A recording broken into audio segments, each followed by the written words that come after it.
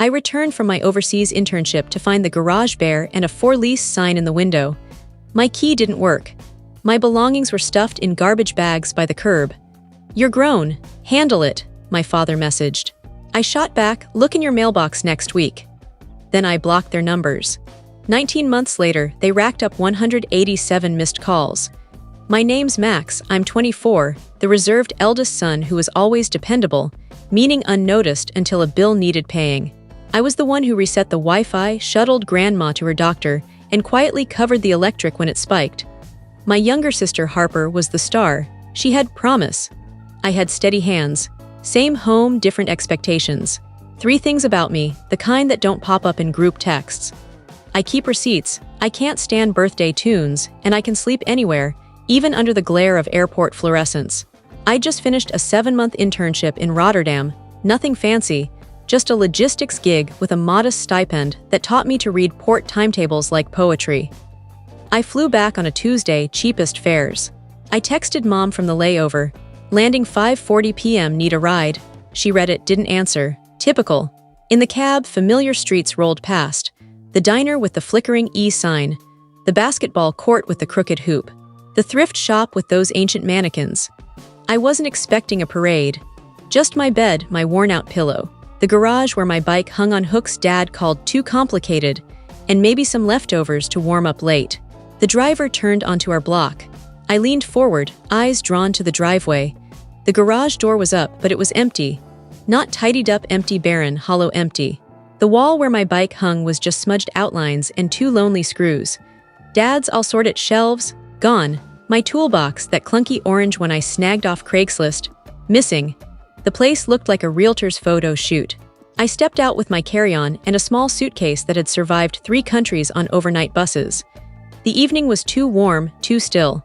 A plastic, for lease sign sat in the window, red, unfamiliar. The curtains behind it were new, cheaper, wrong shade. My key didn't fit. I tried twice hard until my knuckles paled.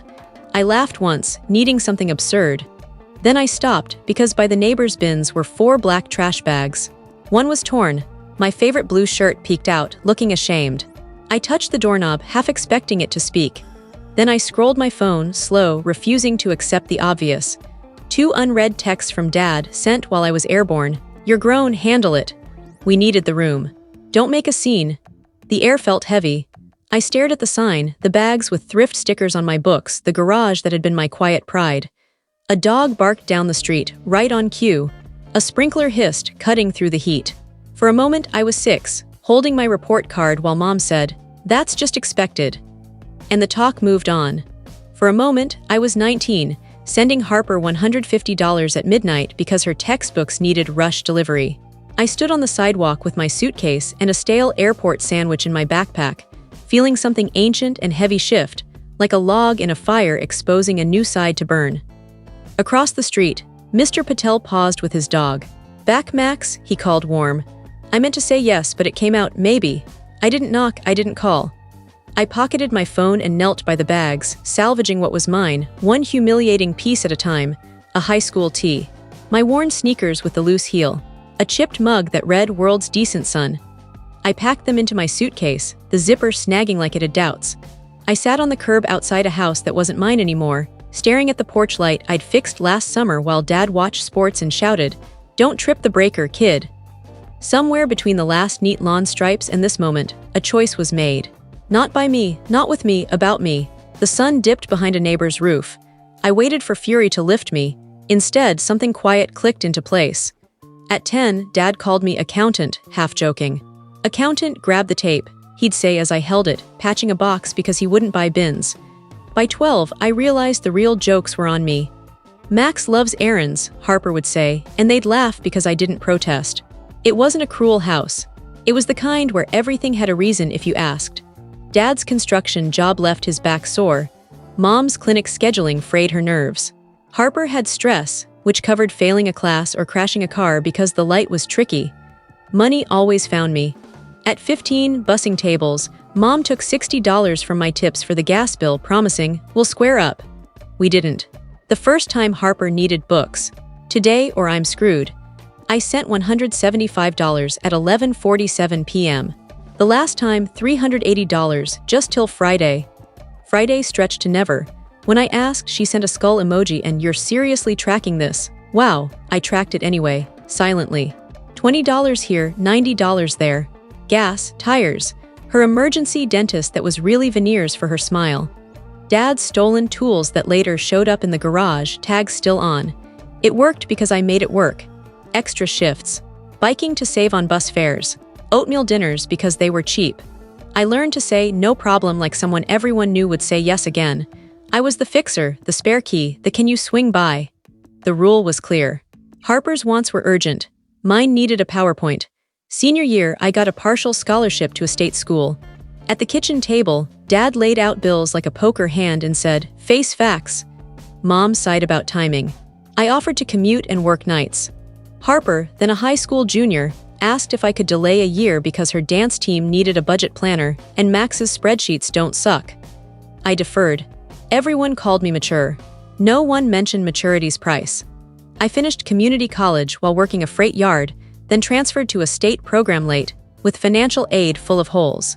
I filled them with shifts and loans in my name. Dad's credit was messy, Mom's was tied up. I graduated quietly because Harper's fiancé's family threw an engagement party that weekend, and it's a whole thing with the guest list. Then Rotterdam came.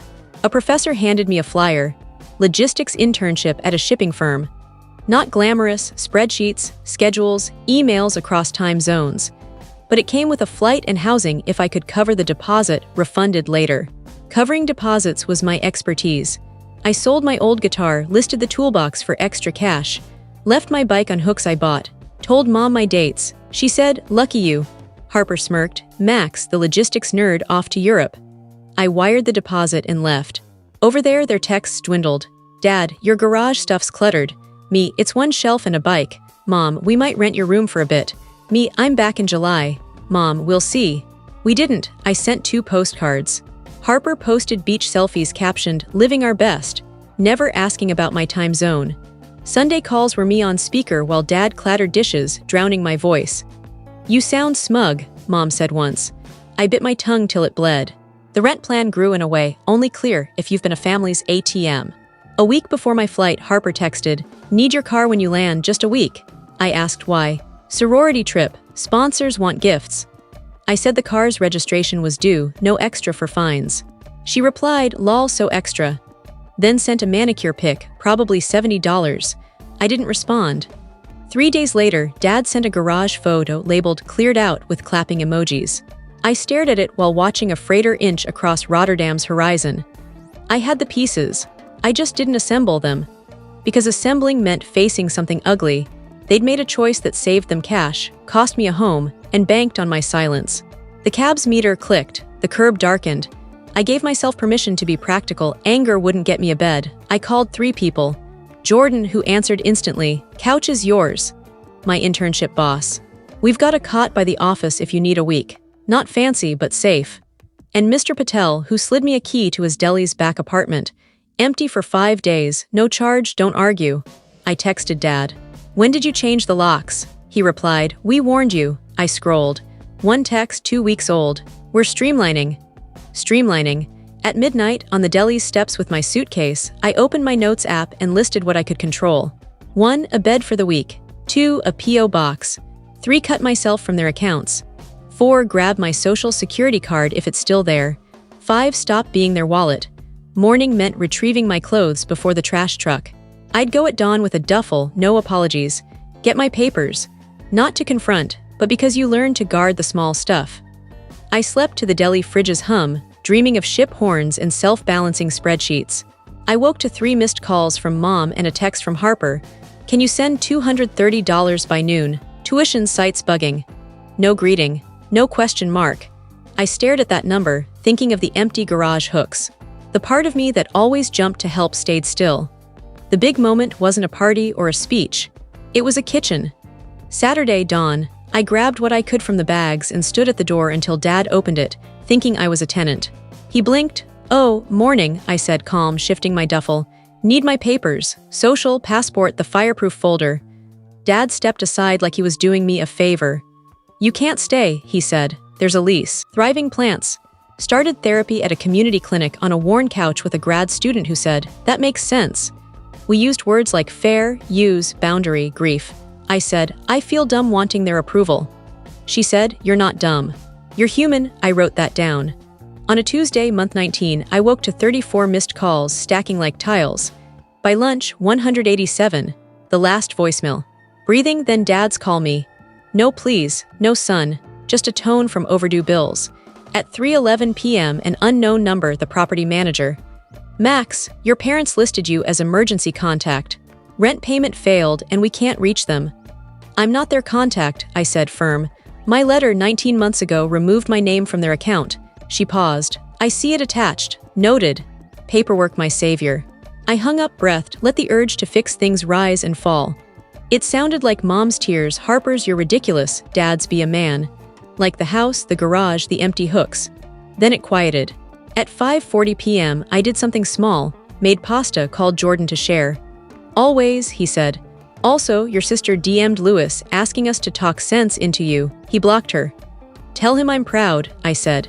"Already did," Jordan said. "Proud of you too." I smiled into my normal-tasting pasta. Pride's a strange muscle, it hurts, then strengthens. 2 months after the 187 calls, a letter arrived at my P.O. box, Mom's handwriting. 2 lines, "We didn't believe you'd follow through. We were wrong."